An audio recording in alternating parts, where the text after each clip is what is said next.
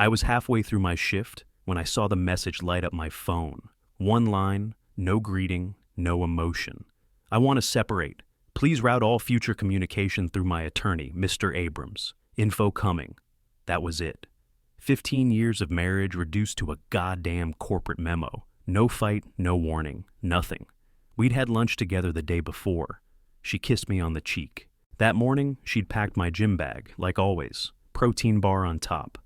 My name's Ryan. I'm 43 years old, live in Raleigh, North Carolina, and apparently, my wife decided to end our marriage like it was a software subscription. I stared at the screen for a few seconds. My heart didn't even race. It just slowed. One word is all I sent back. Understood. I got up from my desk, shut my office door, and switched straight into task mode. I'm not the emotional type. I handle problems. If she wanted it done through lawyers, then that's what she'd get.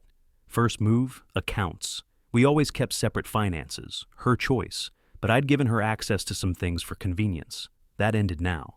I logged into the bank and cut her off the credit card I'd added her to. Next, I went into the auto pay section and shut down the monthly deposit I'd been sending her since she stopped working full-time.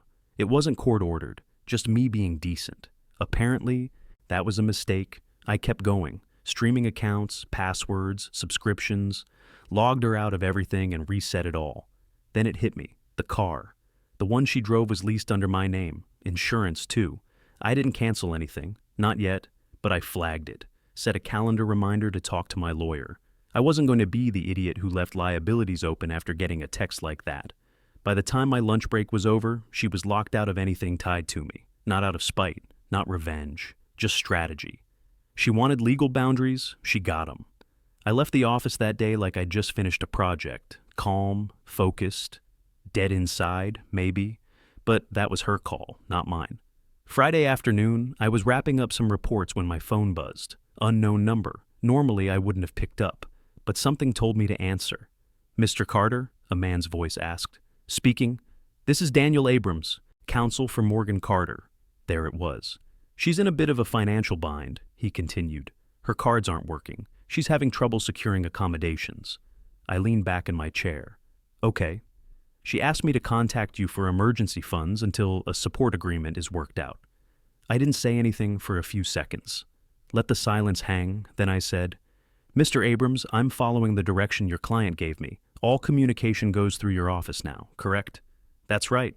"Well, she shut the door on informal arrangements. I'm not her bank. If she wants anything, she can go through proper legal channels, like she asked." He sighed. "This seems unnecessarily harsh, Mr. Carter.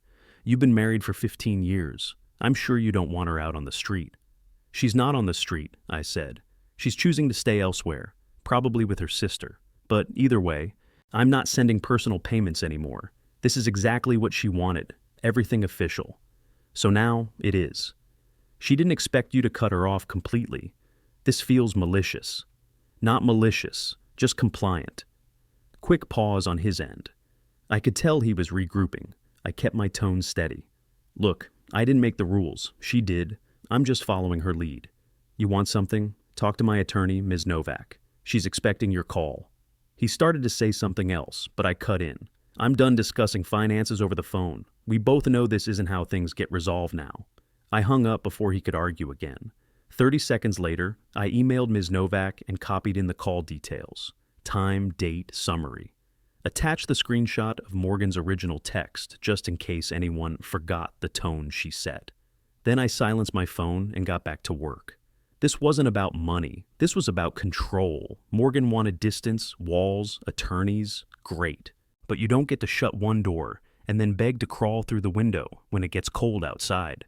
I hadn't blocked her. I hadn't even said a word to her.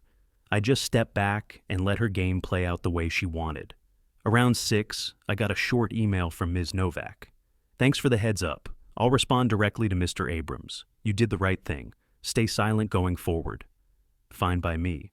I didn't need to explain myself to anyone, least of all a lawyer getting paid to play nice while his client ducked consequences. I went home, microwaved some leftover stir-fry, and ate in silence. No texts, no calls, just me and the knowledge that I hadn't lit the match. I just refused to blow it out for her. Monday morning, right as I was pouring my coffee, Ms. Novak emailed me the new filing. Subject line, emergency support request from Morgan Carter. I skimmed through the PDF. It wasn't a request. It was a damn wish list. She wanted me to cover her rent, her groceries, and her legal fees, all while she sat in her sister's guest room with no job, no plan, and somehow the nerve to demand exclusive use of the apartment she walked out of. The same apartment I was still paying the mortgage, utilities, and HOA fees on. I called Ms. Novak immediately. "This is insane," I said. She left. Why should she get exclusive use of the place I still live in? "She won't," Novak said, calm as ever. "I'll draft a counter. We'll offer basic temporary support. Enough to avoid bad optics. But she doesn't get everything just because she's uncomfortable." Uncomfortable was a stretch. I found out later that morning Morgan was staying with her older sister, Cassie, in Durham, 4-bedroom house in the suburbs, pool out back, not exactly a shelter. "She's not homeless," I said. "She's not supposed to be," Novak replied. "That's the point. She left by choice, and you're still footing the main bills. Judges care about that." The counter offer went out that afternoon. Reasonable support, no apartment handover, nothing more. Novak backed it up with expense records, bank statements, and a breakdown showing Morgan's voluntary exit. We were clean. Didn't take long for the clause to come out. That night, I was brushing my teeth when my phone rang. Cassie. I let it go to voicemail, but she called again. Third time, I answered. "What the hell, Ryan?" she snapped. "Morgan's not even asking for much. You're being vindictive." I wiped my mouth with a towel. "Vindictive? She has no income, no place to go, and you're cutting her off like she's a stranger. It's disgusting." "She is staying with you," I said, voice flat. "So clearly she has somewhere to go." "That's not the point." "No," I cut in. "The point is, she walked out, said to route all communication through her attorney, and now I'm the bad guy for doing exactly what she asked." Cassie went quiet. I didn't let up. "You want to call me heartless? Go ahead. But don't forget, I didn't end this marriage. I didn't hire a lawyer before speaking to my spouse. I didn't send a cold text and expect favors the next day. She's just overwhelmed. So was I. Still am. But I didn't make it your problem, did I?" She hung up.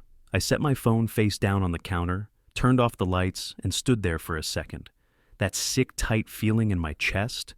It wasn't sadness. It was pressure. The weight of holding the line when everyone's pulling at you to fold. I wasn't folding. Next morning, I got a fraud alert from the bank. One of those generic emails that makes your stomach twist even before you read the details. Unusual withdrawal attempt from joint savings account, ending in 4492. Joint savings? I hadn't touched that account in years. It only had a few $100 in it, a leftover from when we first got married, back when we were still pooling everything before Morgan insisted on splitting finances. I logged in, and sure enough, there it was. An online transfer request for the full balance, her name on the attempt. That was bold. I called the bank immediately and flagged it. The woman on the phone was polite, said the activity had triggered a security hold because the account had been dormant for so long. Nothing had been processed yet. "Do you want to freeze the account entirely?" she asked. "Yep," I said. "Freeze it. Divorce is in process, pending settlement." She confirmed it and sent over the paperwork. I filled it out on my lunch break, sent it back with a copy to Ms. Novak. 10 minutes later, my phone buzzed. Novak. "This actually helps us," she said. "It's not about the money, it's the move. She's trying to take funds outside the legal process while claiming she needs emergency support." "Exactly," I said. "She tells me we're doing everything officially, but then sneaks around trying to grab whatever she can under the radar. Courts don't like that. Makes her look like she's operating in bad faith." I wasn't even mad, just done. It wasn't the amount. I could have handed her that $300 without blinking. But the principle, that mattered. She wanted lines drawn in the sand. Fine. But don't cry about getting your feet dirty after you cross them. 2 hours later, I got a forwarded email from Novak. "Mr. Abrams trying to justify it. Simple misunderstanding," he wrote. "Morgan assumed the account was hers to access, given the history." Novak's reply was short. "It's not. Joint account under legal review. My client has taken the proper action. No drama, no back and forth. Just clean, documented facts." That night, I stood in the kitchen with a glass of water, thinking about how far this had slid. We used to be a team. We used to talk about things.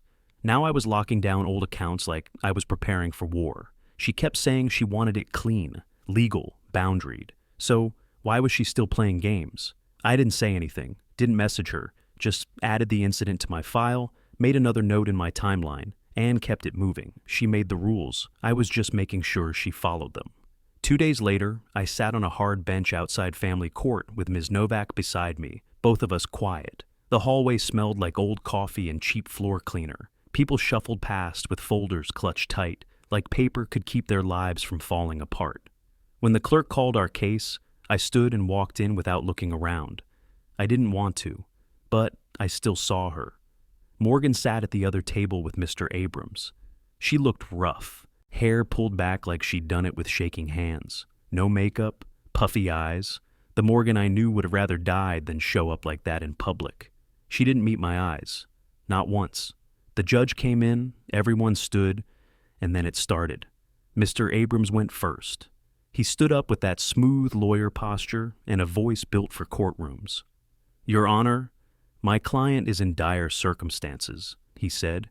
"She has been abruptly cut off from financial resources she depended on during this marriage. Her cards have been declined. She's been forced into unstable accommodations. She's anxious, frightened, and without access to basic needs."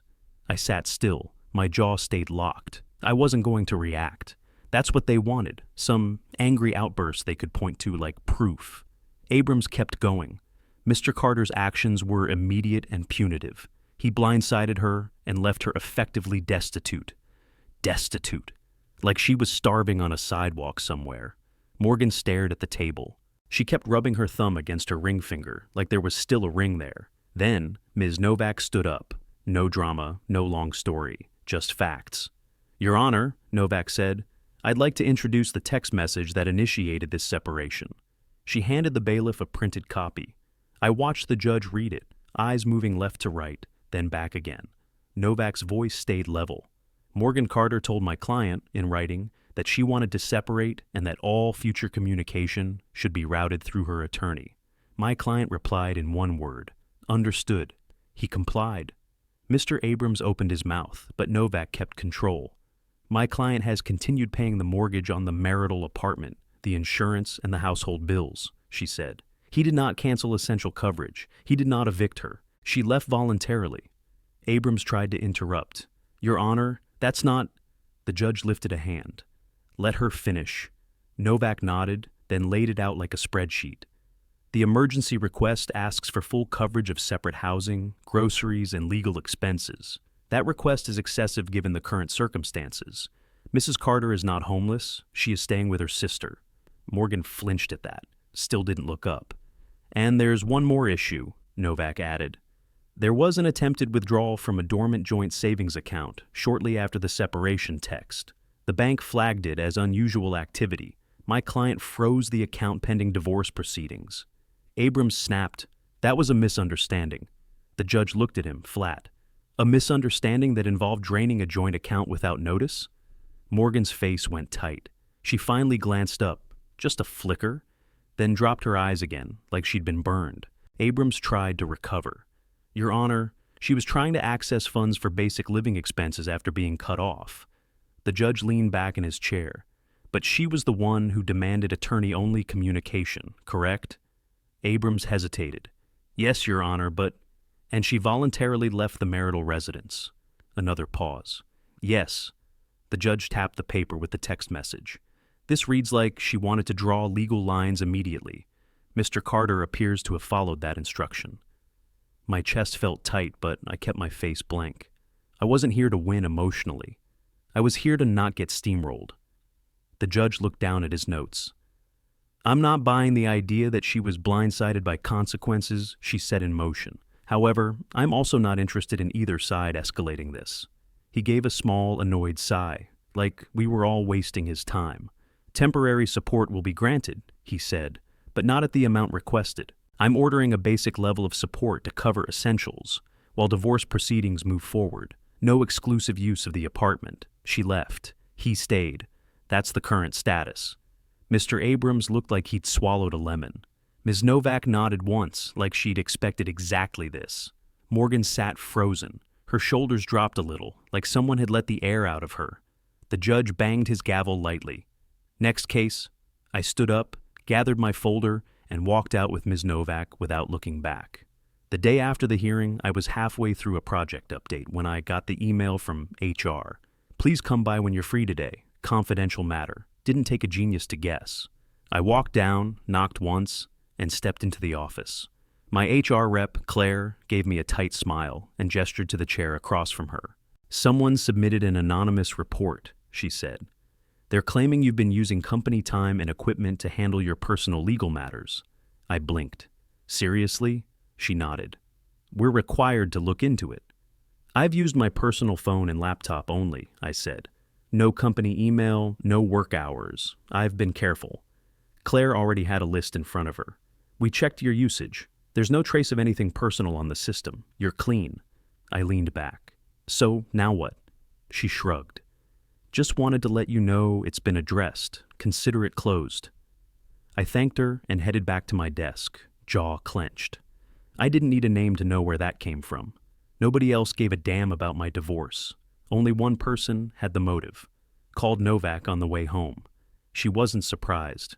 They're trying to rattle you, document it as harassment, keep it in your log. If anything else comes up, we'll deal with it. I added it to the growing file. Thought it might stop there. But that night, around 8:30, my phone lit up again. Morgan's mom. I hesitated but picked up. Her voice was soft, cracking. Ryan, please, I don't understand what's happening. She's suffering. She says you've abandoned her. I shut my eyes. Susan, I'm sorry, but I can't talk about this. She's so lost. You were everything. Now she's crying all the time. She says you won't even speak to her. She told me not to, I cut in. Everything's through lawyers now. Her words, not mine. She didn't mean it like this. Yes, she did. She lawyered up without a conversation. I'm just playing the rules she wrote. There was a pause. She's scared. She should have thought about that before she cut me out of the marriage by text message. I didn't raise my voice. I didn't curse. I just made it clear.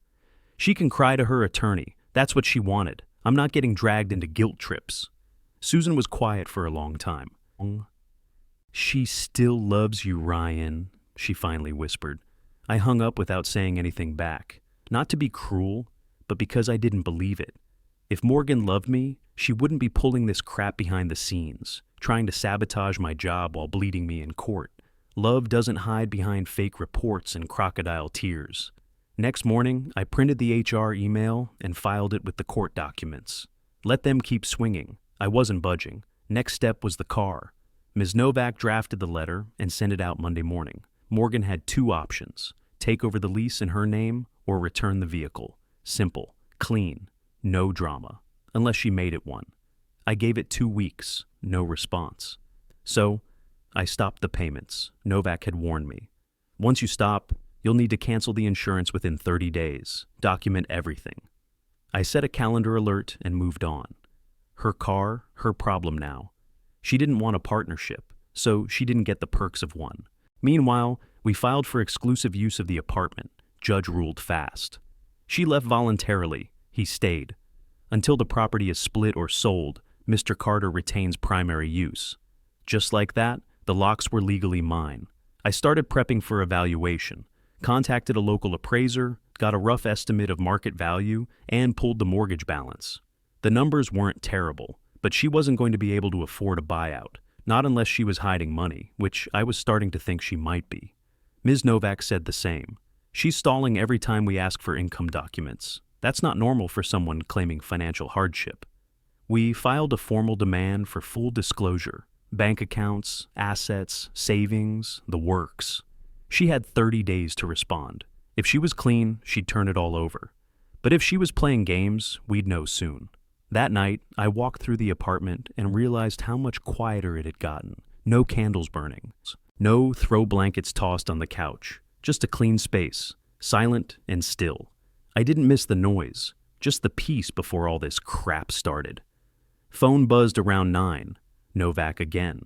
She acknowledged receipt of the car letter today, she said. Still hasn't agreed to return it or assume the lease. So what happens if she just keeps it? Then it'll get repossessed after default. But don't worry, it's in your file. If she lets it go, it's on her. I nodded, even though she couldn't see me. She's dragging her feet on purpose. She's cornered, Novak said. That's when people get sloppy. She was right. Morgan had built this whole legal wall between us, thinking it would protect her, maybe even control me. But walls work both ways. Once they're up, you don't get to lean over them and ask for favors. And I was done doing her any. 2 days after Novak told me Morgan acknowledged the car letter, she broke her own rules.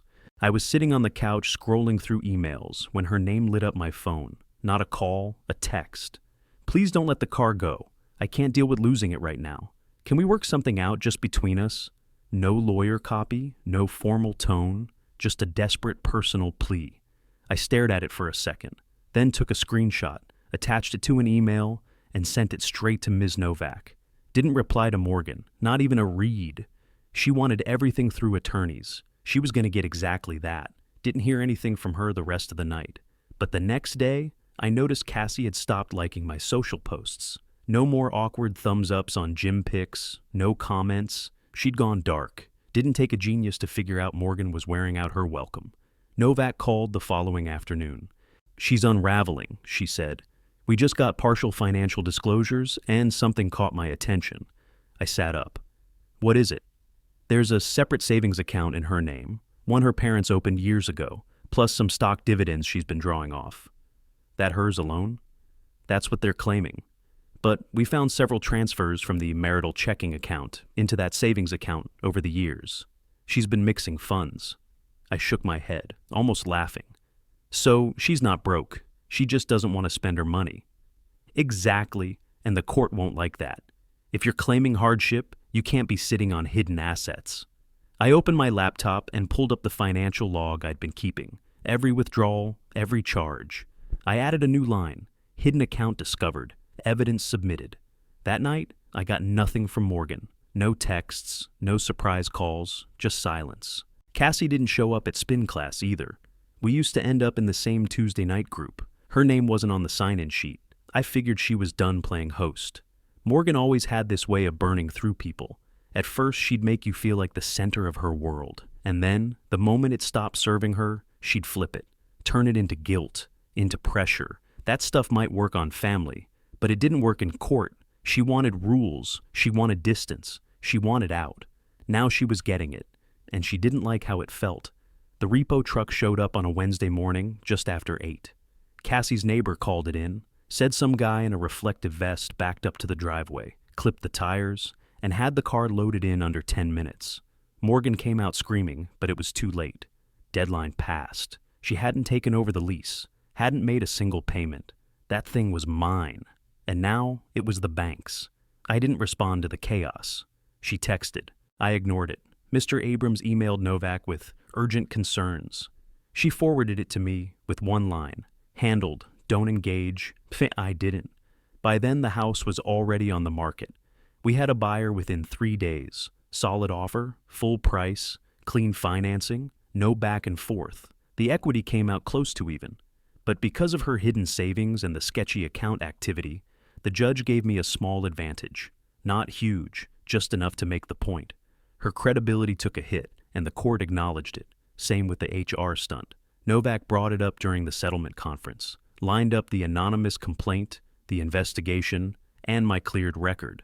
The judge didn't waste time. Not enough for a damages claim, he said, but it reflects poorly on the petitioner's side. Don't do it again. Abrams didn't argue, just scribbled something down like he already knew they'd screwed that part up. We settled before it went to trial. I got to keep my full retirement. She dropped the request for me to cover her legal fees. Temporary support? 2 years, way less than she wanted, just enough to shut her side up. No lump sum, no back pay, just clean terms. Final paperwork went through the following week. I didn't throw a party. I didn't take a victory lap. I just slept. Slept through the night for the first time in months. Heard later, she moved into a 2-bedroom apartment near Durham. Not luxury, just basic. Cassie's done helping. The stock money's probably running low. I think she picked up more shifts at her old retail job, but I didn't ask. She's still telling people I ruined her life. still playing the sad wife who got blindsided by a cold husband. But I've got the screenshots, the court orders, the lawyer emails, all lined up in my filing cabinet. She made a move, I just finished it. Divorce final. 7 months of paperwork, courtrooms, attorneys, and cold silence. Finally over. I didn't get everything I wanted. That's fine.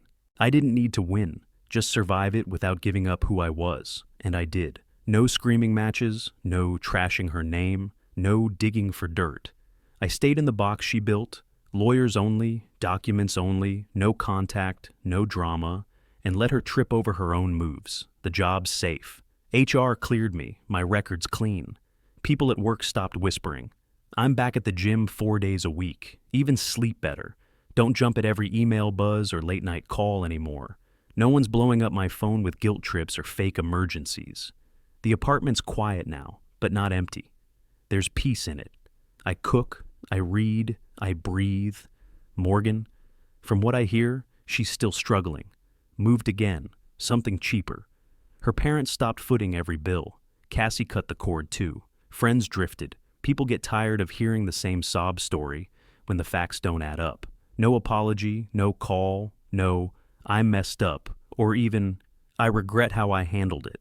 Just silence. And honestly, that's all I needed. She thought she could burn everything down and float away on a sympathy raft. Thought I'd fold. Thought I'd beg, or get nasty, or break down. Instead, I gave her exactly what she asked for. Lawyers, limits, and consequences. She wanted legal. She got legal. I just enforced the rules.